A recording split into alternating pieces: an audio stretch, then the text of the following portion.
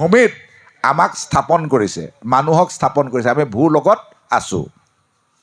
আমাৰ ওপৰত ভুৱলোক, ভুৱলোকত কোন আছে? গন্ধৰ্বসকল আছে। তাৰ ওপৰত স্বৰ্গলোক, স্বৰ্গলোকত কোন? দেৱতাসকল। তাৰ ওপৰত মহলোক, ঋষিসকল। জনলোক, ধ্ৰুৱকে প্ৰমুখ্য কৰি পিতৃগণ। জনলোক, জনলোকৰ ঋষিসকল। তপলোক, সিদ্ধসকল। সত্যলোকত ব্ৰহ্মা বিষ্ণু মহেশ্বৰ। এই বিৰাট ৰূপটোৰ কথা ইয়াত সংক্ষেপে এতিয়া কৈ থৈ গ'ল। এইটো বিৰাট ৰূপ। ক্ষুদ্ৰ ৰূপটোৰ কথা অলপ আগতে কৈ গ'ল যে পঞ্চ তন্মাত্ৰ, পঞ্চ জ্ঞানেন্দ্ৰিয়, পঞ্চ কোষ, পঞ্চ কৰ্মেন্দ্ৰিয়, এই 24টা তত্ত্বেৰে এই ক্ষুদ্ৰ আমাৰ ৰূপটো, ক্ষুদ্ৰ বিৰাট ক্ষুদ্ৰ দেহটো। আৰু ব্ৰহ্মৰ বিৰাট অৰ্থাৎ বিৰাট ৰূপটো, ব্ৰহ্মাণ্ডৰ এই বিৰাট ৰূপটো ইয়াত দেখুৱাই থৈ গ'ল। দুটা ৰূপ। এতিয়া ইয়াত কি দেখুৱাই থৈ গ'ল? তেতিয়া এই তাৰ তলত আমাক কি দেখুৱালে? ভূলোকৰ তলত তল, অতল, বিতল, তলাতল, পাতাল, ৰসাতল, এই সপ্ত পাতালৰ কথা দেখুৱালে। সপ্ত পাতালৰ পাছত কি? সঞ্জমনি নগৰ। তাৰ পৰা এই 84 লক্ষখন নৰক, তাৰ 28খন বিশিষ্ট নৰকৰ কথা অজামিল উপাখ্যানত আমি পাম। এতিয়া আমি এই ভূলোকত থকা আমি সতী সন্ততিবোৰে যেতিয়া সিহঁতে দুষ্টালি কৰে, তেতিয়া আমি কি বুলি কওঁ? নৰকীটো। কেলৈ ক'লোঁ? তাৰমানে তাৰ চৰিত্ৰৰ জৰিয়তে তাক আমি ক'ব খুজিছোঁ নৰকীটো। তাৰমানে তই নৰকগামী হবি, তই ৰসাতললৈ যাবি, তাৰমানে তই অধোগামী হবি। কিন্তু যেতিয়া এজন সাধু সন্ত পুৰুষ, তেখেতক কি বুলি কওঁ? এওঁ দেৱতুল্য দেই, এওঁ ঋষিতুল্য, এওঁ সকলোৰে ফালৰ পৰা সিদ্ধহস্ত, সিদ্ধ পুৰুষ সদৃশ। তাৰমানে তেওঁ ক'ত আছে?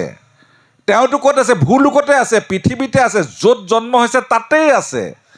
তেওঁ চাৰিত্ৰিক সংস্কাৰ হৈ, তেওঁ ঊৰ্ধ্বগামী হৈ, তেওঁৰ চৰিত্ৰই কৈছে তেওঁৰ দেৱতাৰ তুল্য, তেওঁৰ ঋষিৰ তুল্য। চাওক, আমি ইয়াতে আছোঁ, গোবিন্দৰ গুণলীলা চৰিত যেতিয়া কীৰ্তন কৰিম, আমাৰ চৰিত্ৰটো আমি ইয়াত থাকিও আমি ভুৱলোকত থকাৰ দৰে গন্ধৰ্ব সদৃশ।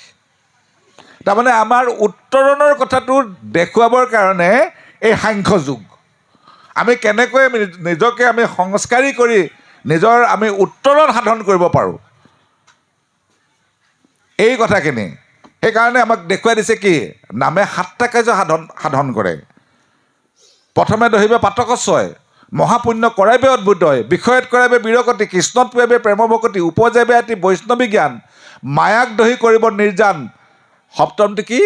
চৈতন্য মূৰ্তি পূৰ্ণানন্দ হৰি থৈবন্ত তেন্তেৰে এক কৰি। অৰ্থাৎ নাম লোৱা লোকজনৰ উত্তৰণ ঘটি ঘটি ঘটি ঘটি তেওঁ নামৰ পৰা নাম গৈ মানুহৰ পৰা গৈ ভকতৰ পৰা গৈ তেওঁ ভকতলৈ ৰূপান্তৰ হ'ব পাৰে। লোহাডোখৰ বোকাৰাণীত পৰি আছিল, লোহা নে কাঠ চিনিবই নোৱাৰি মামৰে খায়। সেই লোহাডোখৰ তাৰ পৰা তুলি আনি জুইত নিক্ষেপ কৰিলে, মামৰখিনি পুৰিলে। পুৰাৰ পাছত চুম্বক এডোখৰ কাষত থৈ দিলে, সি চুম্বকলৈ ৰূপান্তৰ হয়।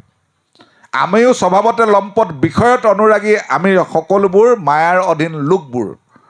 গতিকে আমি মামৰে খাই আমাক জৰ্জৰিত কৰি থৈ দিছে।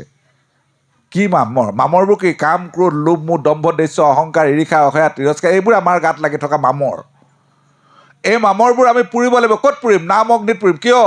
হৰি নাম সূতাখন, পাতক সুখানবন, খনিকতে দহি কৰে চন্ন।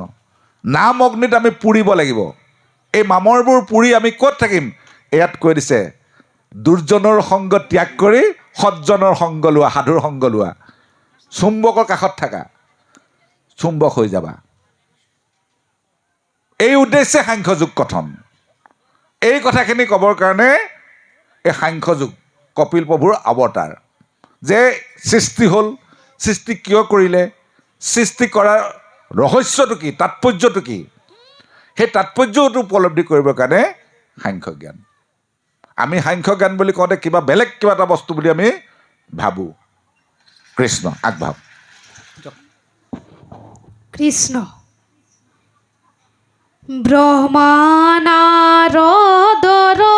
আগে যি সাংখ্য কহিলা বিদুৰত মৈত্ৰেয়তা হাক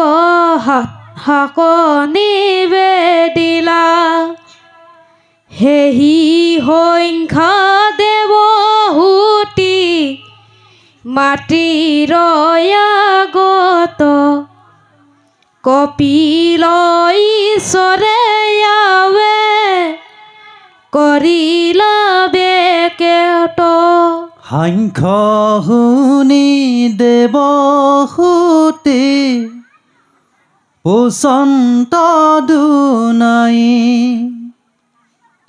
আৰু এক কথা বাপ কহিও বুজাই প্ৰকৃতি পুৰুষ দুইৰো এৰা এৰি নাই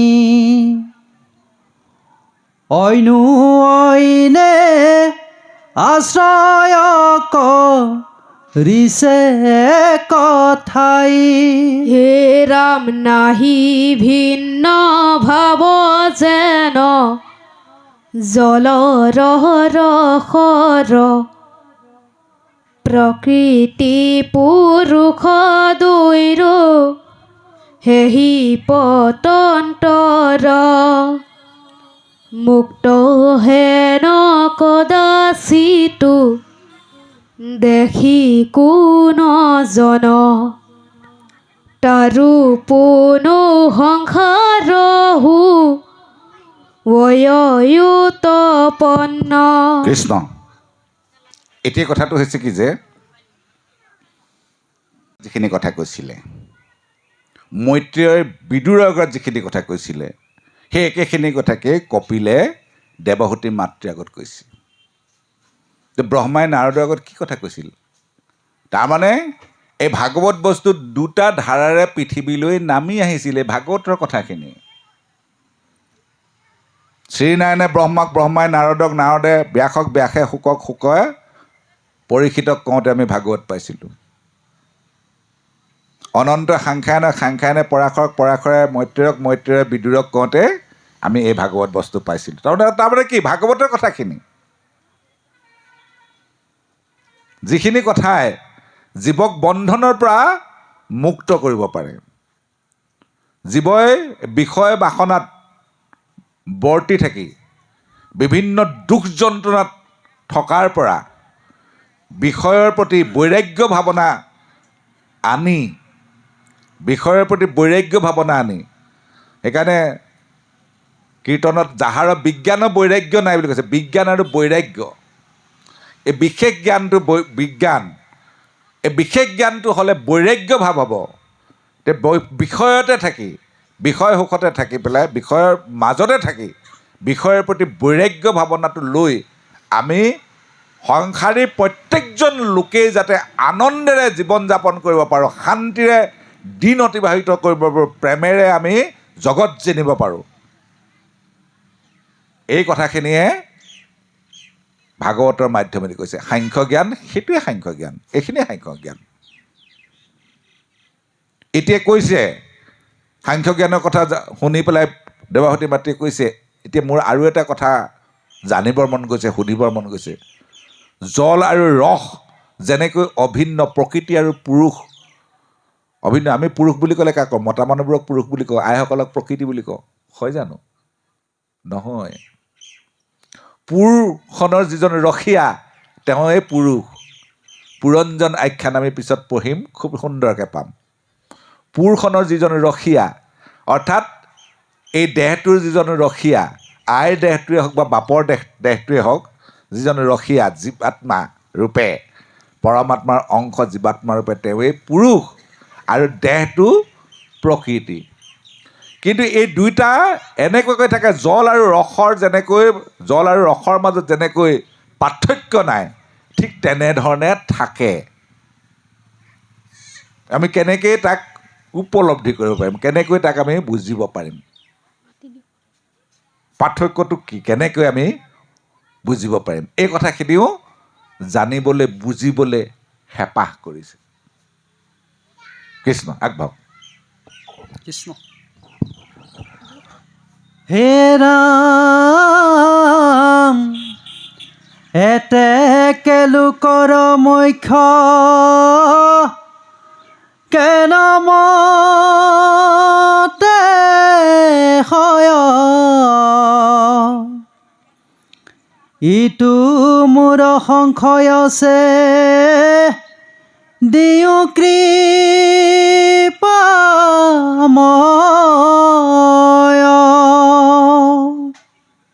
এতিয়া আহিলে মুখ্য সাধন। কপিল বদতিয়াবে শুনিও কাই প্ৰকৃতি সম্বন্ধ মাত্ৰ বন্ধ হেতু নাই কিন্তু গুণ বৃদ্ধি কৰি আসক্ত খুৱায় আসক্তি গুচিলে জীৱে মুকুতি পাব।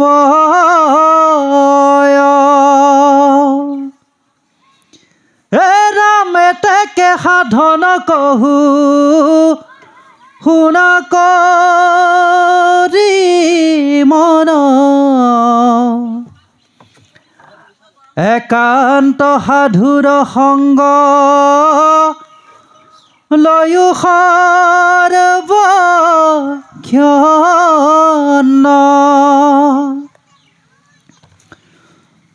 মোৰ গুণ নাম যিটো কীৰ্তন কৰয় চিৰকাল কথা শুনি ভক্তি বঢ়াবয় অনুভৱে সাধনৰ এৰিয়া আশ্ৰয় মায়া কতৰিয়া তাৰা মোহক পাবয়। কৃষ্ণ। এতিয়া কথাটো হৈছে কি যে এই যে ৰস আৰু জলৰ পাৰ্থক্য নাই, যে আমাৰ এই মন আৰু জীৱৰ মাজতো দেখাত কোনো প্ৰভেদ নাই, একেই। কিন্তু ভকতসকলে এই সাংখ্য জ্ঞান লাভ কৰি এই ভক্তিৰ পথেৰে এইটো উপলব্ধি কৰিব পাৰে। আছে সেইকাৰণে জ্ঞান বিজ্ঞান তদংগৰ ৰহস্য জ্ঞানটো ভাগৱতে দিছে, ভকতৰ জৰিয়তে পাইছে। শাস্ত্ৰ গুৰু হবে শিষ্টক কৃপাই শুদ্ধ উপদেশক দিবা, শুদ্ধ উপদেশ দি আছে। সেই শুদ্ধ উপদেশটো লৈ জীৱন ধাৰণৰ প্ৰক্ৰিয়াৰ মাজত নিজৰ দৈনন্দিন জীৱনত এইটো যেতিয়া আমি প্ৰয়োগ কৰিম, তেতিয়া ধৰক গুৰ বোলে মিঠা, জ্ঞানটো পালোঁ। চেলেকি চালোঁ, চেলেকি চোৱাটো বিজ্ঞান। উপলব্ধি কৰিলোঁ, অ' মিঠা এনেকুৱাকেটোকে কয়, এইটো তদংগ। ইমান দিনে মই তিতা এনেই খাই আছিলোঁ, আজিৰ পৰা আৰু নাখাওঁ, মিঠাই খাই থাকিম, ৰহস্য। কৃষ্ণ মাধৱ লগ পাম দেই। এতিয়া কথাটো হৈছে কি যে এতিয়া এই যে উপলব্ধিটো কেতিয়া কৰিব পাৰিব, ইয়াত প্ৰক্ৰিয়াটো কৈছে যে সদায় সাধু সংগ ল'ব লাগিব। এই প্ৰকৃতি পুৰুষৰ এই তৃতীয় স্কন্ধৰ এই তত্ত্বখিনি যেতিয়া উপলব্ধি কৰিব লাগিব, বুজিব, বুজি প্ৰয়োগ কৰিব লাগিব। প্ৰয়োগ কৰিবলৈ হ'লে ক'ত কৰিব লাগিব, কেনেকৈ কৰিব লাগিব, সদায় সাধুৰ সংগত থাকি অভ্যাস কৰোঁতে কৰোঁতে কৰোঁতে কৰোঁতে উপলব্ধি হ'ব। কি উপলব্ধি হ'ব? অ' পঞ্চভৌতিক দেহটো মোক কেলৈ দিছে ভগৱন্তই? কাৰণ এই দেহটো মই এইবাৰেইতো পোৱা নাই, 84 লক্ষ বাৰ পাইছোঁ। বাপজনে কৈ গ'ল অলপ আগতে, আমাৰ নাথ বাপে, দিলীপ নাথ বাপে 20 লক্ষ বাৰ স্থাৱৰ, 9 লক্ষ বাৰ মৎস্য কুৰ্ম, এই এনেকৈ যে এইখিনি অতিক্ৰম কৰি আহিলোঁ। আহি আহি আহি আহি শেষান্তত যে মানুহৰ এই দেহটো পালোঁ। বাকীবোৰ সকলো ভোগৰ দেহ আছিল, এইটো সাধন দেহটো পালোঁ। সাধন দেহটো পাই এই ভক্তিৰ এই কথাখিনি যেতিয়া বুজিলোঁ, জানিলোঁ, জানি যেতিয়া উপলব্ধি কৰিব পাৰিলোঁ, কি উপলব্ধি হ'ল? কাণখন মোক পৰচৰ্চা পৰনিন্দা শুনিবলৈ দিয়া নাই। কাণখনে